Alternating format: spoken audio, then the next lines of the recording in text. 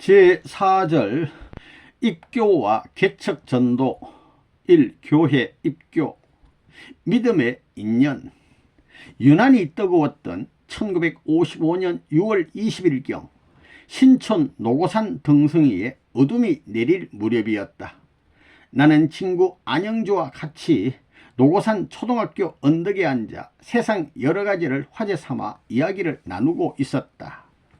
마침 전날 신문에 통일교에 대한 이단 시비 기사가 크게 보도되었다. 기사에는 남녀가 벌거벗고 춤을 춘다는 등 차마 입에 담기조차 민망한 내용도 있었다. 이단 사교라는 결론이었다. 종교의 이름으로 설마 그럴 수가 있을까 하는 의아심도 들었지만 매스컴을 통해 사실인 양 알려졌기 때문에 우리는 개탄할 수밖에 없었다. 이와 더불어 전후 한민족의 장래와 이런저런 사회 문제에 대해서도 의견을 나누며 깊은 한숨을 쉬기도 하였다. 그때 마침 두 이화 여대생이 우리 앞을 지나가고 있었다. 무심코 장난삼아 작은 돌멩이 하나를 집어 던졌다. 공교롭게도 그 돌이 한 여대생의 머리에 맞는 바람에 우리 둘은 깜짝 놀랐다. 그러나 더욱 놀라운 것은 그 여대생의 반응이었다. 보통의 경우라면 째려보거나 욕을 할 수도 있는 상황이었다. 그러나 전혀 뜻밖에도 싱글싱글 웃는 얼굴로 우리를 힐끗 쳐다보기만 하고 그냥 지나갔다. 친구가 저 여학생이 우리를 좋아하는 모양이야 하고 말해서 우리는 서로 마주보며 어색한 웃음을 지었다. 계속되는 배고픔이 정말 고통스러웠다. 아침밥은 겨우 지어 먹었으나 점심은 물로 때우고 저녁은 굶다시피 하였다. 서름 중에 가장 큰 서름은 배고픔이라는 말을 실감하였다. 때로는 학교 친구들의 간식용 건빵을 얻어다 식사 대용으로 먹었다. 굶주림에 못 이겨 공부에 집중할 수가 없었다. 배가 너무 고파서 공부를 할 수가 없어. 그대로 굶고만 있을 수 없었다. 참다 못해 집주인이 운영하는 조그만 구멍가게를 다시 찾았다. 염치 체면 불구하고 외상국수를 더 달라고 간청할 판이었다.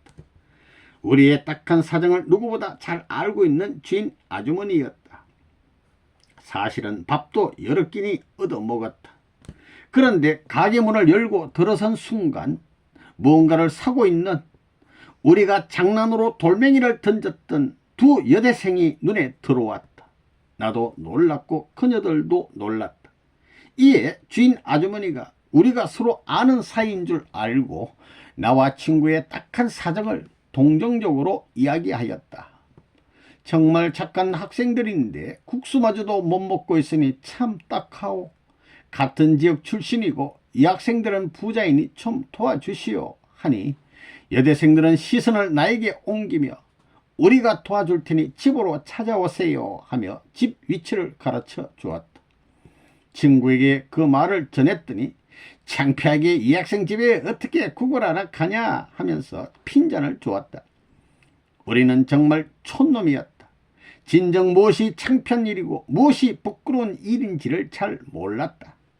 혼자 용기를 내서 찾아갔다. 초라한 모습에도 나를 반가이 방으로 안내하였다. 깨끗하고 아담하게 꾸며진 방이 너무 부러웠다. 생전 맛보지 못한 과자와 빵을 내왔다. 그리고 노트를 가지고 와서 무엇인가를 설명해 주려고 애를 썼다. 배고픈 나에게 통일교회라는 말 외에 어떤 말도 귀에 들어오지 않았다. 부끄러운 탓에 과자도 빵도 많이 먹지는 못하였다.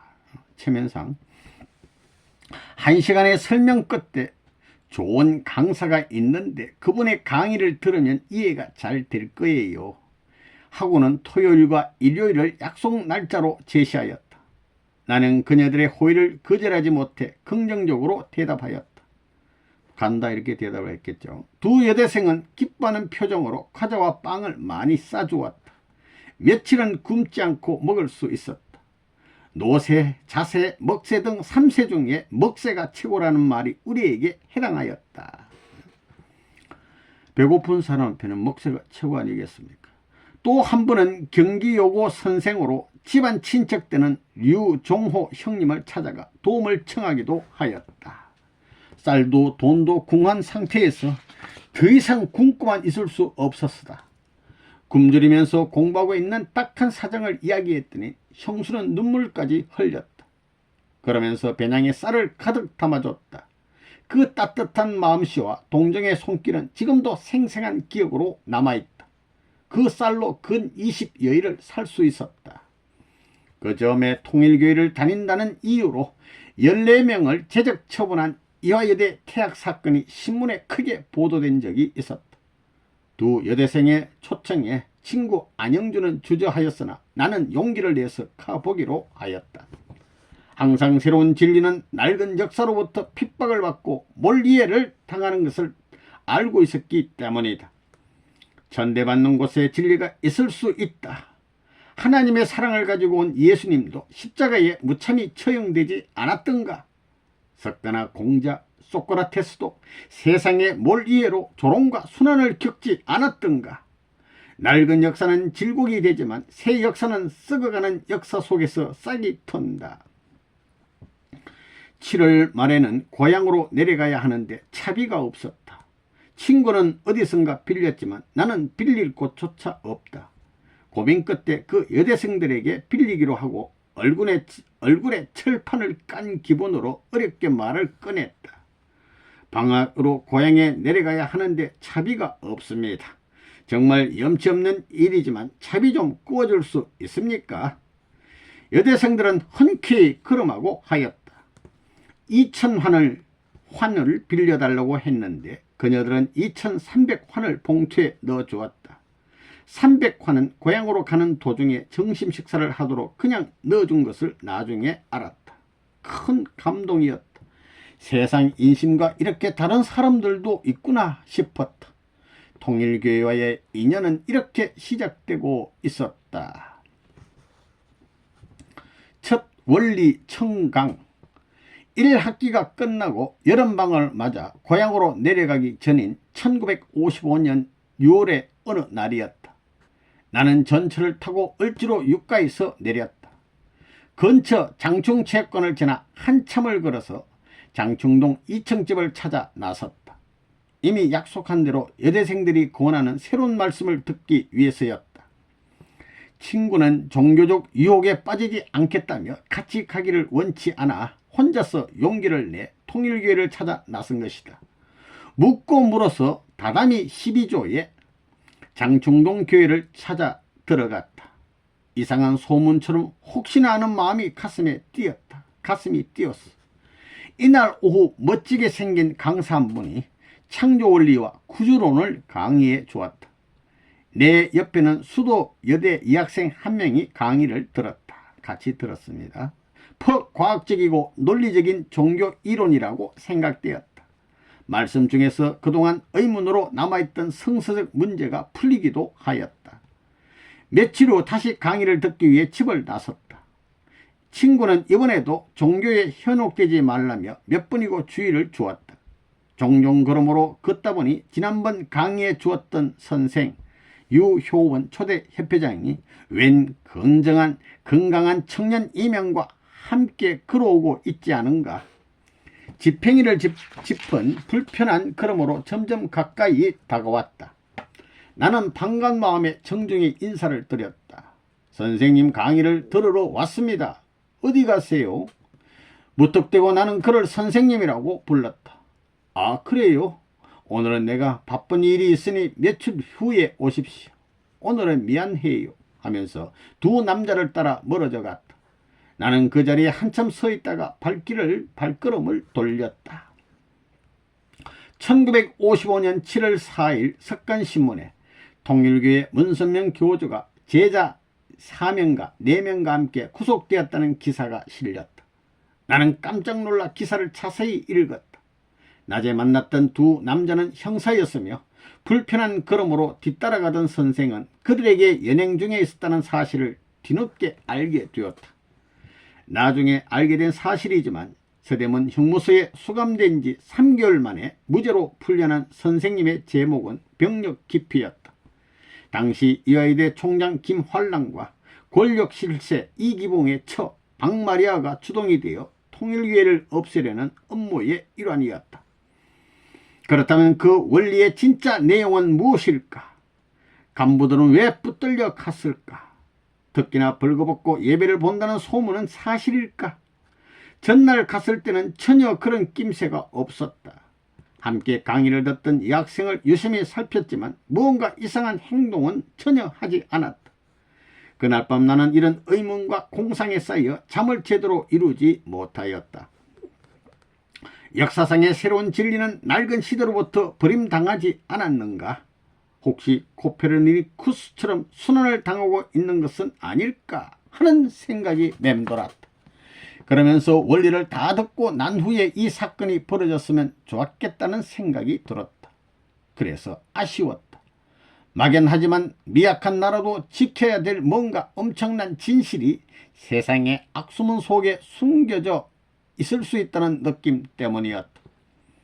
여름방학 동안 고향에서 농사일을 돕고 주스로 마련한 학자금을 가지고 다시 상경하였다. 다시 서울로 올라왔다. 우선 학생들에게 빌린 돈을 갚기 위해 그녀들을 찾아갔다. 그러나 어디론가 이사를 가고 없었다. 장충동 교회도 마찬가지였다. 이 학생들도 이사가고 장충동 교회도 이사가고 없어. 주인에게 물었지만 어디로 이사갔는지 알 수 없다고 하였다. 할 수 없이 찾는 걸 포기하고 돌아오는 길이었다. 을지로 육가 전차 안에서였다. 전차 안에서 유종영 씨 하고 부르는 여자 목소리가 들렸다. 깜짝 놀라 뒤를 돌아보니 바로 내가 만나려던 통일교회 여대생 두 사람이 반색을 하며 기쁜 표정을 지으면서 다가오고 있었다. 나 역시 의외의 장소에서 뜻밖의 만났은지 대단히 반가웠다. 그녀들은 돈 이야기는 꺼내지도 않은 채 교회가 청파동으로 이전했다는 소식을 먼저 알려주었다. 이제부터는 청파동으로 꼭 나와주세요 하면서 간곡하게 부탁하였다. 내가 빌린 돈도 있는데 오히려 한 달분 전차표까지 사주며 청파동 교회 올 때 사용하라고 하였다. 나는 그들의 선의에 감동이 되었고 범인으로서는 할 수 없는 일이라는 생각이 들었다. 내가 다시 교회에 나갈 수 있는 자극이 되었고 계기를 마련해 주었던 것이다. 당시 이화여대생이었던 서명진, 박영숙 씨는 그렇게 잊을 수 없는 분들이 되었다. 두 여학생은 서명진, 박영숙 학생이었습니다. 장충동 2층 셋집 시절에 전도된 사람은 내가 유일했던 것 같아.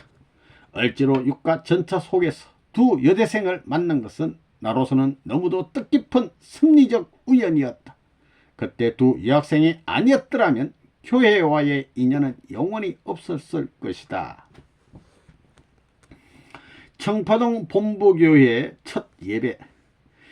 기다리던 일요일이 왔다. 나는 청파동 언덕에 있는 본부교회를 찾아갔다. 교인 수는 그리 많지 않았으나 기부인 차림의 중년 여성들이 많이 눈에 띄었다. 인텔리청이라는 인상을 받았다. 때는 1955년 10월 중순경이었다. 우선 다른 교회와 다른 특징적인 광경은 무릎을 꿇고 앉는 것이었다. 우렁찬 찬송 준비가 끝나자 젊은 선생이 나와서 열렬한 설교를 하였다. 탈색한 미군 바지에 잠바를 입고 있었다. 겉으로 볼 때는 초라하기 그지없는 청년이었다.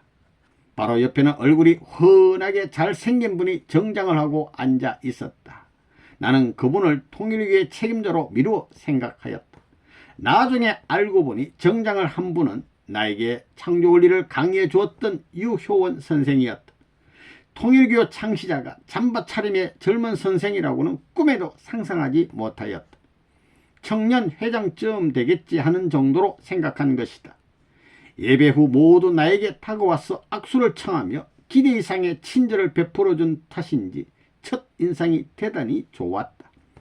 그 후 나는 매주 빠짐없이 교회에 출석하게 되었는데 그때마다 많은 것을 깨닫고 은혜를 받았다. 점차 통일교회에서는 진리와 성령이 병행하여 역사하고 있다는 놀라운 사실을 발견하게 되었다. 진리와 성령. 모두 참을 찾기 위하여 노력하는 사람들만 모인 것 같이 보였다. 예배 시간이면 교인들이 어김없이 방언을 하고 계시를 받는 등 영적 현상이 일어났다. 처음 원리 강의를 듣는 사람 중에서도 뜨거운 성령의 불을 받는 영적 체험을 하는 것을 목격하며 하늘이 살아 계시다는 확정을 얻게 되었다. 영적 체험. 그러던 어느 날 밤 무릎을 꿇고 열심히 기도하던 중에 영적 체험을 하게 되었다. 내가 어느 깨끗한 초원을 걷고 있었는데 초원 한가운데로 일자로 쭉 뻗은 길이 나 있었다. 그 길을 따라 한참을 걷고 있노라니 눈앞에는 하늘을 찌를 듯한 고든 나무 두 그루가 있었다. 나는 그 나무 사이를 거쳐 들어가 문을 열었다. 그때 직감이 왔다. 여기는 예수님이 사는 곳이다. 내가 왜 내가 여기에 왔을까? 기왕 왔으니 안으로 들어가 봐야지 하고 문을 열었다. 안으로 들어서니 예수님을 중심으로 좌우편에 제자들이 앉아 있었다. 종룡씨, 잘 왔습니다. 당신이 지금 나가고 있는 교회에는 하늘이 보내신 아들이 있습니다. 원리를 들으시오. 예수님께서 분명히 내 이름을 부르며 하시는 말씀이었다. 세상 사람들은 욕하고 무시하지만 하나님이 사랑하는 제2 예수가 있어. 그 길을 가기에는 대단히 어렵소.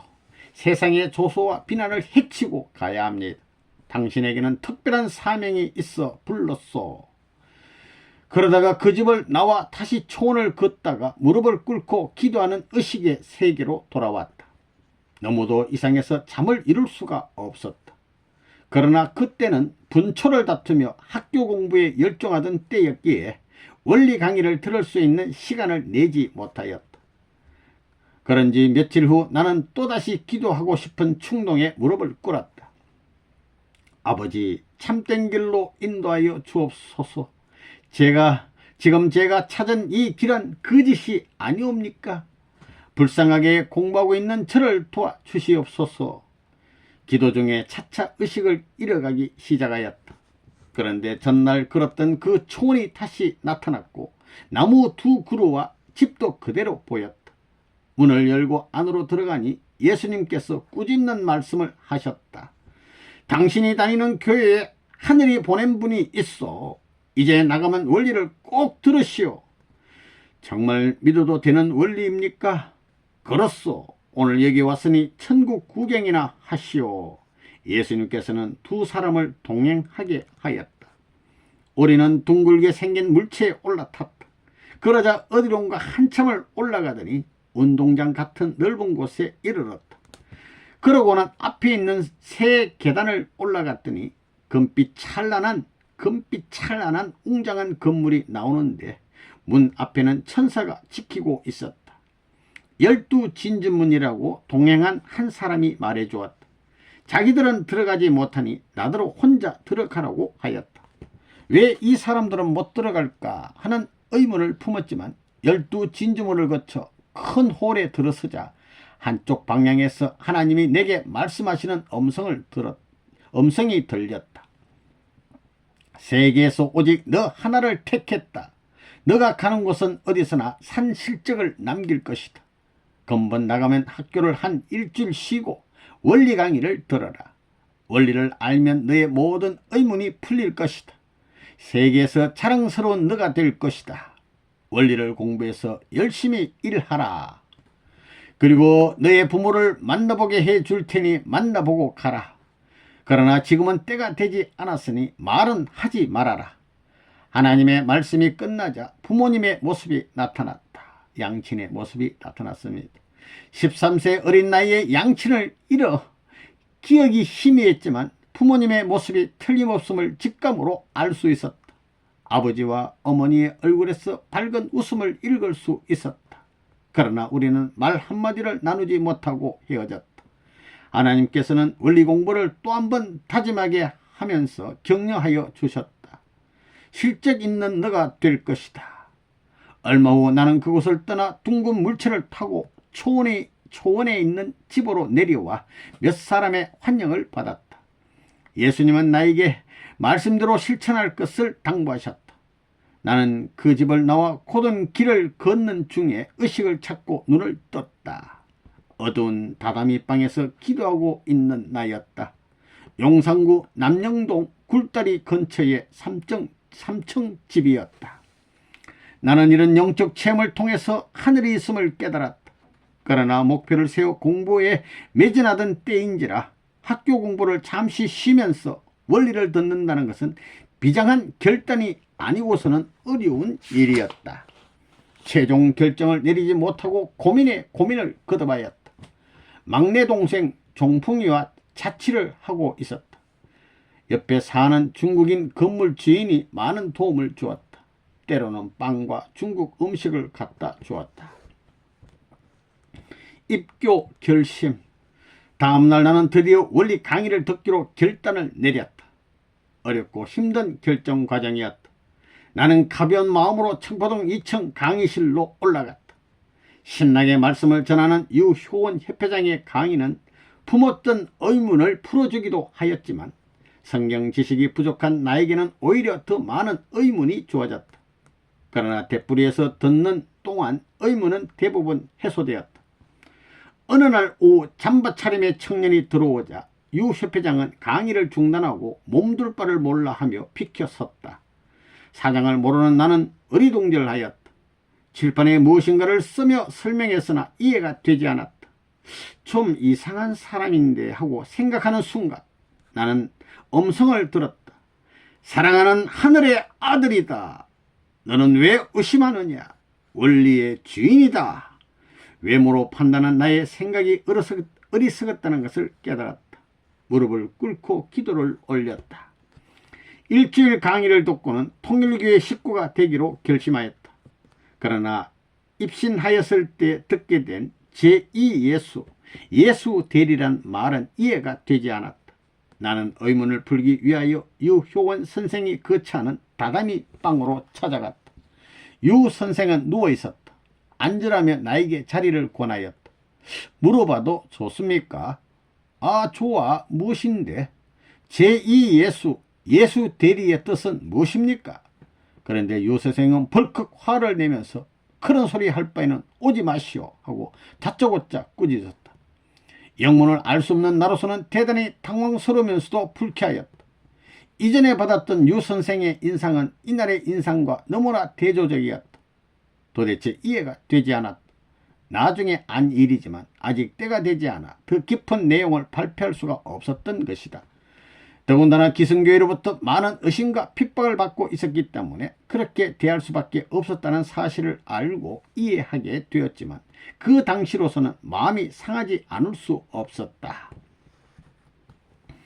화동의 첫 참석과 제비뽑기 당첨. 1955년 12월 24일 크리스마스 이브. 보슬보슬 내리던 눈이 한방눈이 되어 폴폴 내리기 시작하였다. 어둠이 찾아들자 시간제로 가르치던 학생들이 이런저런 선물을 갖다 놓고 돌아갔다. 어둡고 고요한 밤에 홀로 2층 차가운 방에 앉아있더니 왠지 가슴이 설레었다. 나의 발길은 어느새 청파동 교회로 향하고 있었다. 처음으로 맞는 크리스마스 행사에 참석하기로 한 것이다.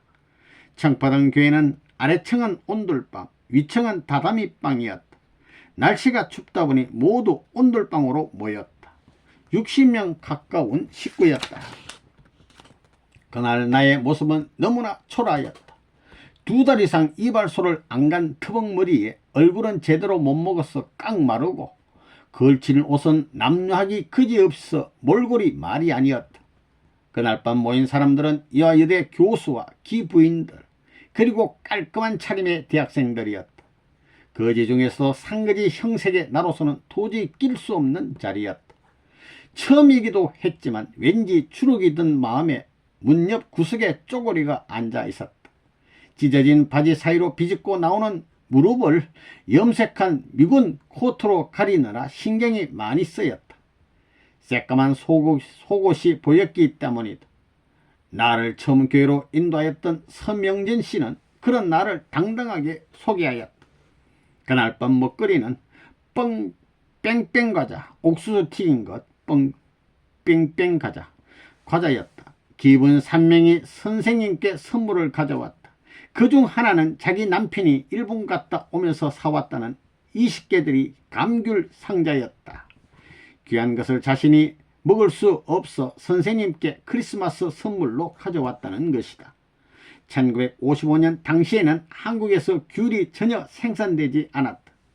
귤이라는 이름마저 생소한 때였다. 다음은 태극당 케이크 한 상자였고, 또 하나는 몇 가지 종류를 섞어 담은 조그만 과자 상자였다. 이렇게 세 가지 선물이었다. 그날 밤 선생님은 처음으로 한복을 입으셨는데 돋보이는 미남이었다. 평소에는 미군 탈색 바지에 엉성한 잠바를 입으셨다. 선생님께서는 오늘 밤 나에게 세 가지 선물이 들어왔다. 이 귀한 선물을 나 혼자 어떻게 먹을 수 있느냐? 이것을 상품으로 해서 제비를 뽑자고 하셨다. 손수 종이를 잘라 1, 2, 3 숫자를 써 등수를 표시하였다. 나는 처음 경험하는 제비 뽑기를 기다리며 무심코 눈을 감고 있는데 하얀 옷에 도복을 걸쳐 입은 노인이 나타났다. 그리고 나에게 오늘 밤 제비가 뽑힌다. 바구니 한가운데서 뽑아라 하고는 사라졌다. 나는 자신을 의심하였다. 못 먹어 쇠약해지니 헛것이 보이는 모양이구나 하고 허벅지를 꼬집어 보았다. 아팠다. 이상하다고 생각하는 찰나 그 노인이 다시 나타나서 왜 의심하느냐? 꼭 당첨이 될 것이다. 처음 겪는 영적 체험이라 믿기 어려웠다. 자신을 더욱 의심하였다. 무언가에 홀려서 정신착랑증을 일으키고 있지 않는지 두렵기까지 하였다. 순간 그 할아버지가 또다시 나타나서 양손으로 헤치고 바구니 한가운데서 집어라 하시고는 사라져버렸다. 할아버지가 계속 3번이나 나타나서 가르쳐줬습니다. 눈만 감으면 나타나던 그 하얀 옷의 할아버지가 지금도 잊혀지지 않는다. 그러는 동안 선생님께서는 등수를 표시한 종이를 바구니에 넣어 흔들었다. 그러고는 구석부터 일일이 돌아다니시며 한 장씩 뽑도록 하셨다.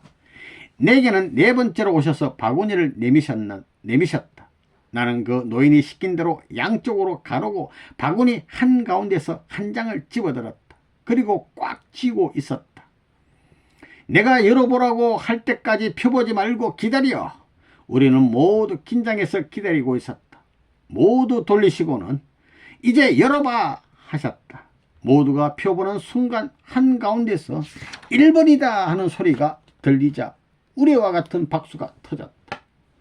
또 2번이다 하고 외치는 쪽으로 모든 시선이 모아지며 또 한 번 박수가 터졌다.